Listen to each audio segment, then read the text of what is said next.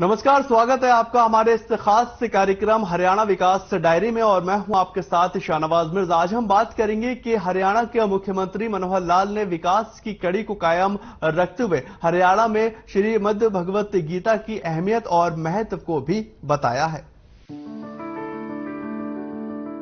धर्मनगरी कुरुक्षेत्र में दिव्यता और अलौकिक भव्यता को दर्शाते हुए आरएसएस प्रमुख डॉक्टर मोहन भागवत और सीएम मनोहर लाल ने श्रीमद् भागवत गीता के महत्व को भी बताया और ये कहा कि संपूर्ण सृष्टि की समस्याओं का समाधान श्रीमद् भगवत गीता में ही है। डॉक्टर मोहन भागवत ने कुरुक्षेत्र के ब्रह्मसरोवर कुएं स्थित गीता ज्ञान संस्थान में आयोजित भगवत गीता की वर्तमान प्रासंगिकता पर आयोजित कार्यक्रम को भी संबोधित किया है। हरियाणा की धरती पर ऐतिहासिक कार्य, धर्मनगरी कुरुक्षेत्र की पावन धरा पर धार्मिक कार्य, श्रीमद् भागवत गीता का बखान। इस अवसर पर मुख्यमंत्री मनोहर लाल ने कहा कि भगवान श्री कृष्ण जी के विराट स्वरूप का आज अनावरण होना बड़े ही सौभाग्य की बात है। सीएम ने कहा कि गीता का जो महत्व सारे विश्व में है, मानवता के लिए इससे बड़ा ग्रंथ कोई और नहीं हो सकता। भगवान श्री कृष्ण जी की ओर से जीवन जीने का जो संदेश पूरे विश्व को उस समय दिया गया था, वह आज भी उतना ही प्रासंगिक है। कार्यक्रम तो वैसे जैसा बताया स्वामी जी ने के दो अलग अलग कार्यक्रम थे। एक में ज्योतिष स्थान पर भगवान श्री कृष्ण जी का जो विशाल स्वरूप, उसके अनावरण के नाते से हमको वहां जाना था, और दूसरा कार्यक्रम यहां श्रीमद् भागवत गीता के प्रति संगोष्ठी का यह आयोजन था।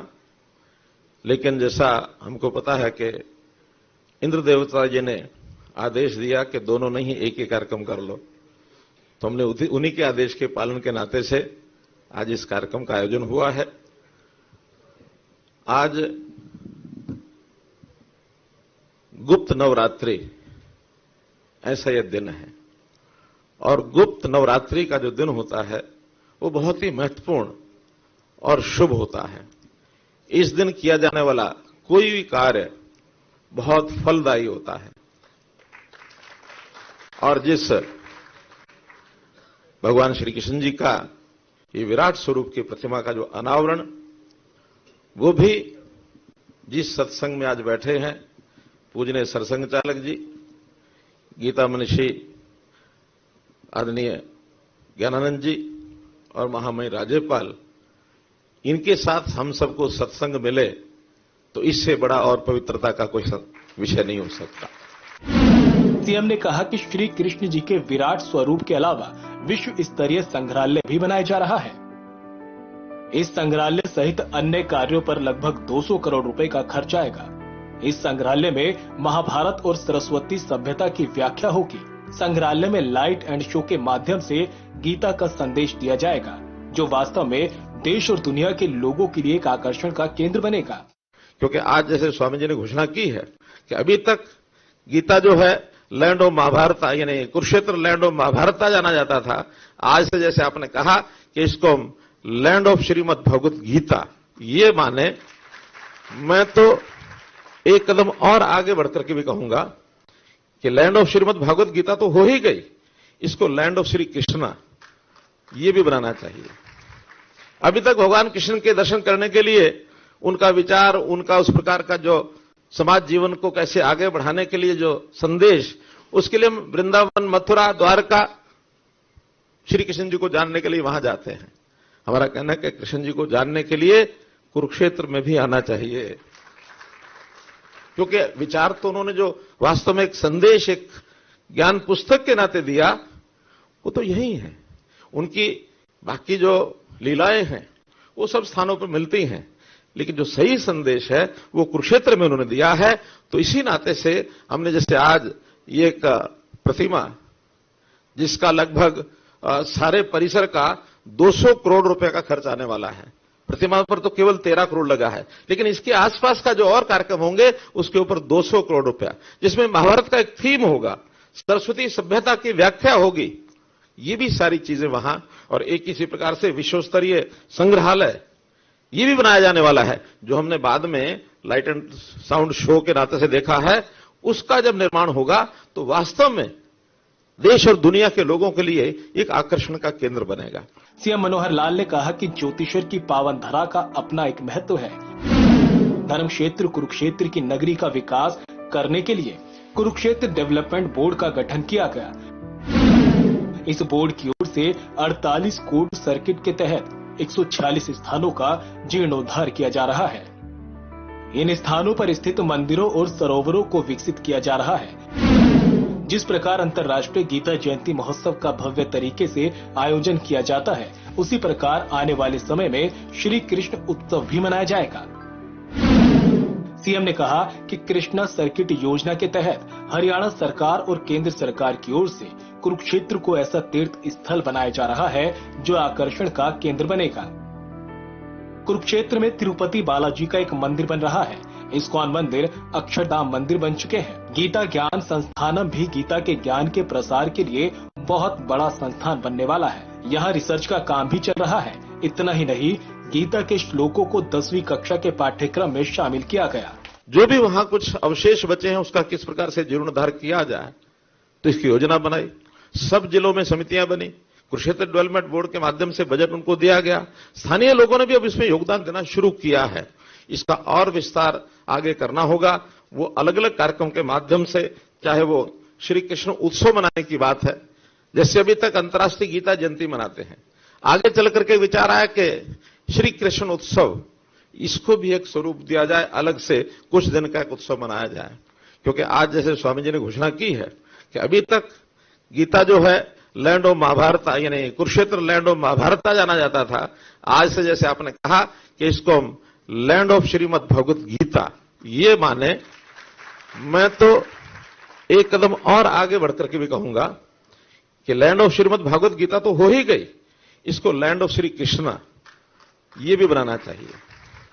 अभी तक भगवान कृष्ण के दर्शन करने के लिए उनका विचार, उनका उस प्रकार का जो समाज जीवन को कैसे आगे बढ़ाने के लिए जो संदेश, उसके लिए हम वृंदावन, मथुरा, द्वारका, श्री कृष्ण जी को जानने के लिए वहां जाते हैं।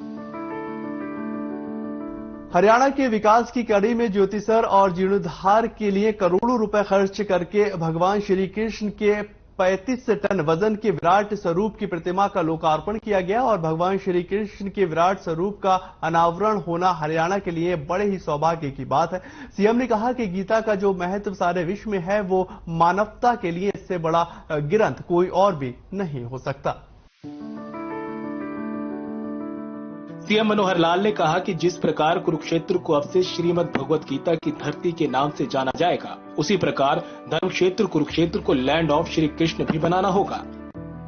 जिस प्रकार लोग श्री कृष्ण के विचारों और उनके जीवन का संदेश देने के लिए वृंदावन, मथुरा और द्वारका जाते हैं, उसी प्रकार कुरुक्षेत्र में भी आएंगे, क्योंकि वास्तव में जीवन का संदेश कुरुक्षेत्र की पावन धरा पर दिया गया था। सीएम ने गीता मनीषी स्वामी श्री ज्ञानानंद जी महाराज का आभार और धन्यवाद व्यक्त करते हुए कहा कि उन्होंने गीता के संदेश के प्रचार प्रसार की जो मुहिम चलाई है, वे सराहनीय है। विषय तो सारा स्वामी जी ने भी रखा है, पूर्व वक्ताओं ने भी रखा है। मैं तो इतना ही कहूंगा कि गीता का जो महत्व सारे विश्व में, इससे बड़ा किसी ग्रंथ का और महत्व नहीं हो सकता। भगवान श्री कृष्ण जी ने संदेश अर्जुन को तो सुनाया था, लेकिन वास्तव में सारी दुनिया के लिए था, वो मानव मात्र के लिए था कि किस प्रकार से हमको अपना जीवन जीना चाहिए। जीवन का एक सार, जीवन के लिए एक संदेश जितना उस समय प्रासंगिक था, उतना आज भी वो प्रासंगिक है। तो ऐसे शुभ कार्य करने के लिए मैं सबसे पहले तो स्वामी ज्ञानानंद जी को बधाई भी देता हूं, आभार प्रकट करता हूं, धन्यवाद भी करता हूं कि इस प्रकार के काम को लीड लेकर, और इन्होंने न केवल कुरुक्षेत्र में, न केवल हरियाणा में, न केवल देश में, बल्कि दुनिया में गीता का संदेश ले जाने के लिए जो एक मुहिम चलाई है। साल 2016 से पहले गीता जयंती का एक छोटा कार्यक्रम होता था, लेकिन धीरे धीरे कार्यक्रम का विस्तार होने लगा और लगातार अंतर्राष्ट्रीय गीता जयंती महोत्सव का आयोजन किया जा रहा है। गीता जयंती की मुहिम अंतर्राष्ट्रीय स्तर पर भी चलाई जा रही है। अब तो विदेशों से भी ये मांग आने लगी कि उनके देशों में भी गीता जयंती का कार्यक्रम किया जाए। इस अवसर पर हरियाणा के गृह एवं स्वास्थ्य मंत्री अनिल विज, शिक्षा एवं पर्यटन मंत्री कंवरपाल गुर्जर, सांसद रतनलाल कटारिया, नायब सिंह सैनी सहित अन्य गणमान्य अतिथि उपस्थित रहे। 2016 से पहले गीता जयंती का एक छोटा कार्यक्रम होता था और शायद कुरुक्षेत्र के लोग ही कुछ मिल मिला के कर लेते थे, लेकिन धीरे धीरे 2016 के बाद इसको राष्ट्रीय स्तर का एक कार्यक्रम बनाया जाए और 1-2 साल के बाद लगा कि नहीं, राष्ट्रीय स्तर पर ही क्यों, इसको अंतर्राष्ट्रीय स्तर का क्यों ना बनाया जाए। उसमें से ही भूमिका ध्यान में आई और हम बढ़ते बढ़ते सब मिल करके हम सब लोगों ने जो इसका कार्यक्रम किया तो विदेशों से मांग आने लगी है कि हमारे यहां भी गीता जयंती का कार्यक्रम करिए। विदेशों के लोग रुचि लेने लग गए हैं। तो इस नाते से एक बहुत ही सुंदर एक अवसर है। हरियाणा के लिए सौभाग्य की बात यह है कि धर्म क्षेत्र कुरुक्षेत्र में महाभारत की धरती के अलावा विश्व में गीता की अवस्थली के रूप में इसको जाना जाएगा, क्योंकि गीता किसी एक धर्म का ग्रंथ नहीं है, बल्कि ये संपूर्ण दुनिया को मानवता का सार देने वाला ग्रंथ है। और हिंदू परंपरा को यद्यपि गीता मिली है, लेकिन उस पर किसी प्रकार का कोई भी पेटेंट नहीं है। ये तो पूरे विश्व का धर्म है। राष्ट्रीय स्वयंसेवक संघ के सरसंघ चालक डॉक्टर मोहन भागवत ने कहा कि सृष्टि की समस्याओं का उत्तर देने वाला और संपूर्ण मानवता की समस्याओं का समाधान करने वाला और कभी फीका ना पड़ने वाला सुख का ज्ञान श्रीमद् भागवत गीता में है, जिसे हर मानव जाति को समझने की जरूरत है। गीता के इस ज्ञान के कारण ही धर्म क्षेत्र कुरुक्षेत्र महाभारत की धरती के अलावा विश्व में गीता की अवस्थली के रूप में जाना जाएगा। डॉक्टर मोहन भागवत ने कुरुक्षेत्र के ब्रह्म सरोवर स्थित गीता ज्ञान संस्थान में आयोजित भगवत गीता की वर्तमान प्रासंगिकता पर आयोजित कार्यक्रम को संबोधित किया। इस दौरान हरियाणा के राज्यपाल बंडारू दत्तात्रेय, मुख्यमंत्री मनोहर लाल और गीता मनीषी स्वामी ज्ञानानंद जी महाराज सहित अन्य गणमान्य अतिथि गण उपस्थित रहे। डॉक्टर मोहन भागवत ने कहा कि गीता किसी एक धर्म का ग्रंथ नहीं है, बल्कि ये संपूर्ण दुनिया को मानवता का सार देने वाला ग्रंथ है। हिंदू परंपरा को यद्यपि गीता मिली है, लेकिन उस पर किसी प्रकार का कोई पेटेंट नहीं।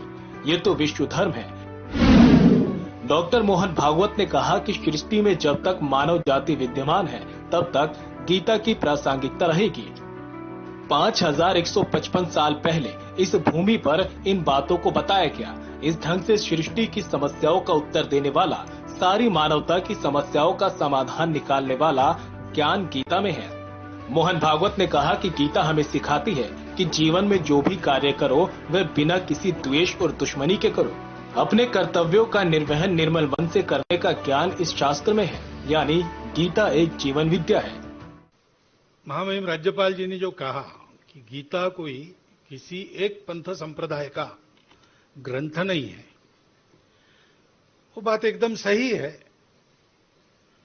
भारत में हिंदू परंपरा में यद्यपि गीता है, हिंदू परंपरा का वो पेटेंट नहीं है। हिंदू समाज उसका ट्रस्टी है।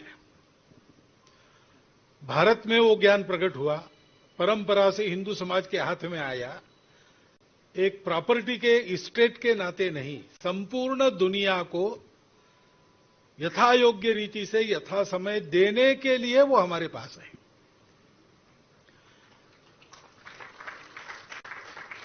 वो विश्व धर्म है। धर्म यानी जो धारणा करता है, जो जोड़ता है, उन्नत करता है, बिखरने नहीं देता, टूटने नहीं देता।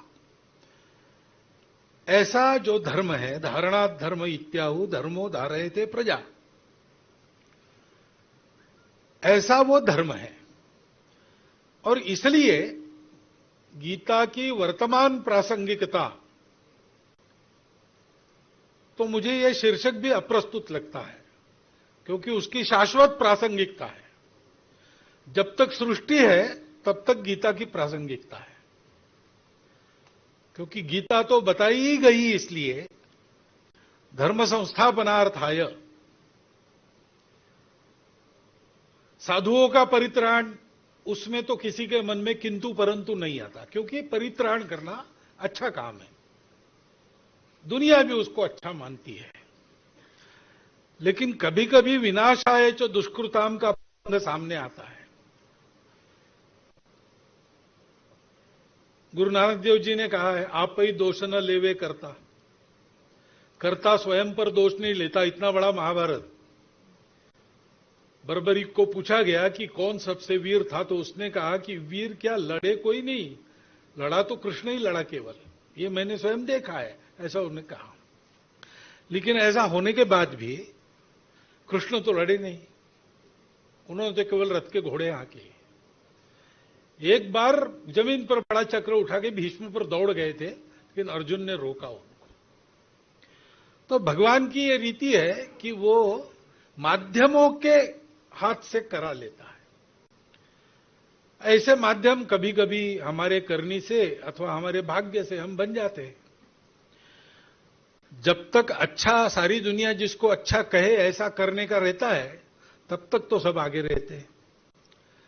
लेकिन जिससे कोई निंदा होने की संभावना है, ऐसा कर्तव्य सामने आया, तो कर्तव्य कठोर बन के उसका निर्वाह करना, तो उस समय फिर मोह मन में आता है। अर्जुन के सामने ऐसे ही मोह आया।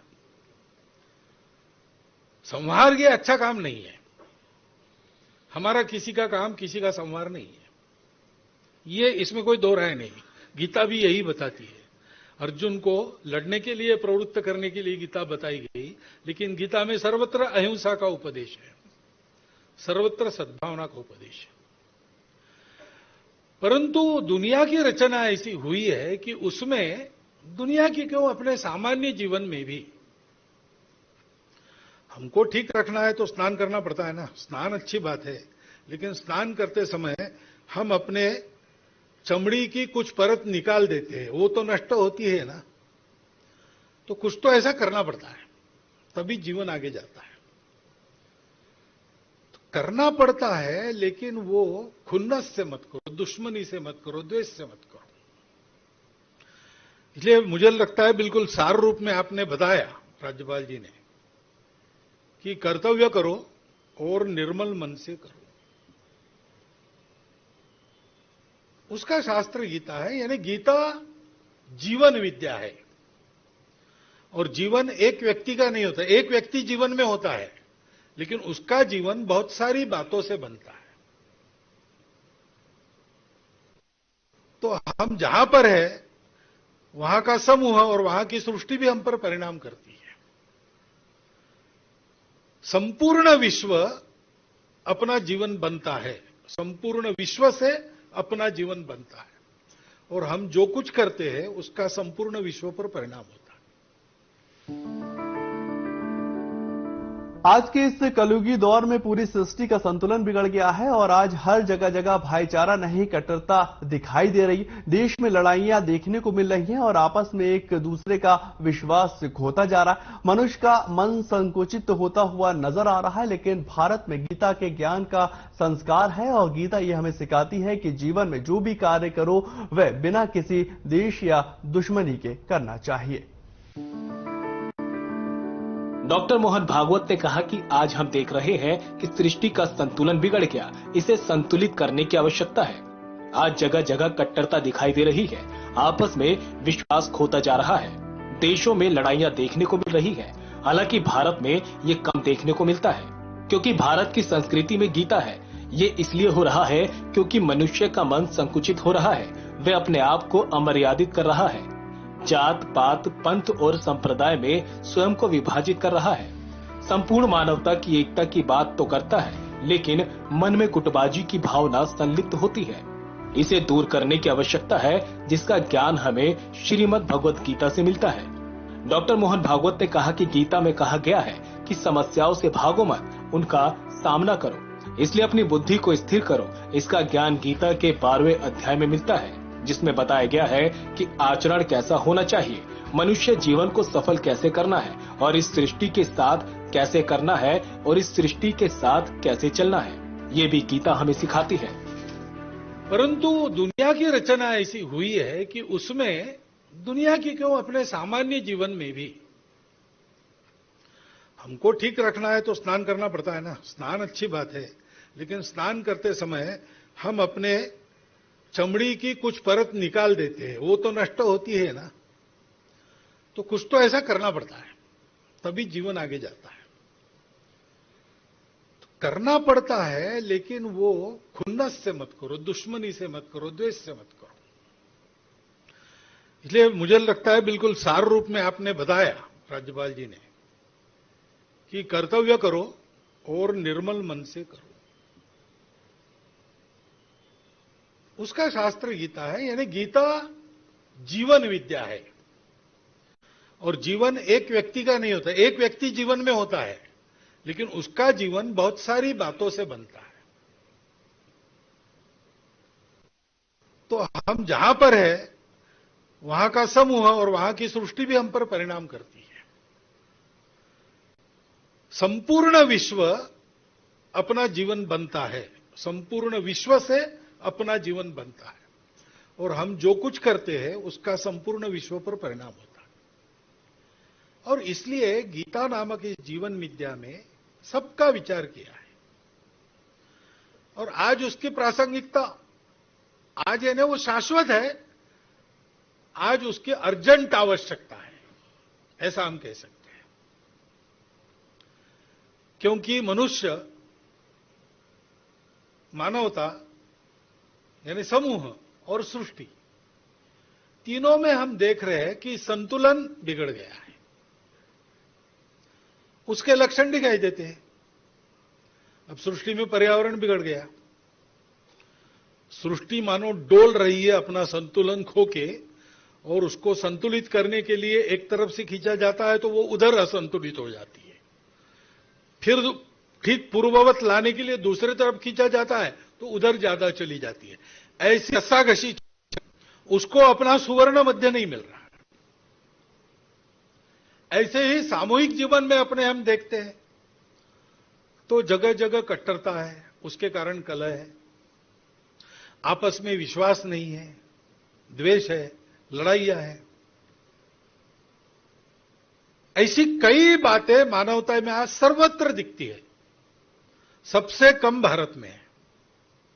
इसका कारण है कि भारतीयों के पास गीता है और थोड़ी बहुत उनको याद है। कुछ कुछ स्थान ऐसे विद्यमान है जहां वो जाते हैं तो उनको याद आता है, लेकिन है तो सर्वत्र शांति नहीं है।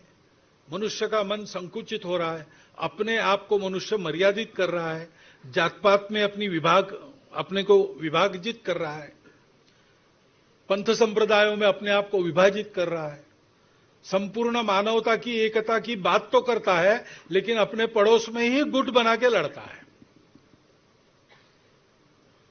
संकीर्ण मतवाद, उसके कारण भी गड़बड़ है। ऐसी कई बातें समूह में भी हम देखते हैं, जिसके कारण हम सर्वत्र त्रस्त हैं और हमको मुक्ति चाहिए। उपाय क्या है समझ में नहीं आता। प्रयत्न बहुत हो गए, 2000 वर्षों से अन्य प्रयोग हो गए, फल नहीं मिला है। और एक एक व्यक्ति का जीवन भी हम देखते हैं तो उसमें भी संस्कार लोप हो गया है। अब स्कूल में पढ़ने वाला लड़का बंदूक लेके स्कूल में जाता है और अपने ही स्वाध्यायी को भून डालता है। प्रगत देशों में ऐसी घटनाएं होती है। कैसी कैसी बातें व्यक्तिगत जीवन में अपने हो रही है, कैसे कैसे संस्कार लोप हो रहा है।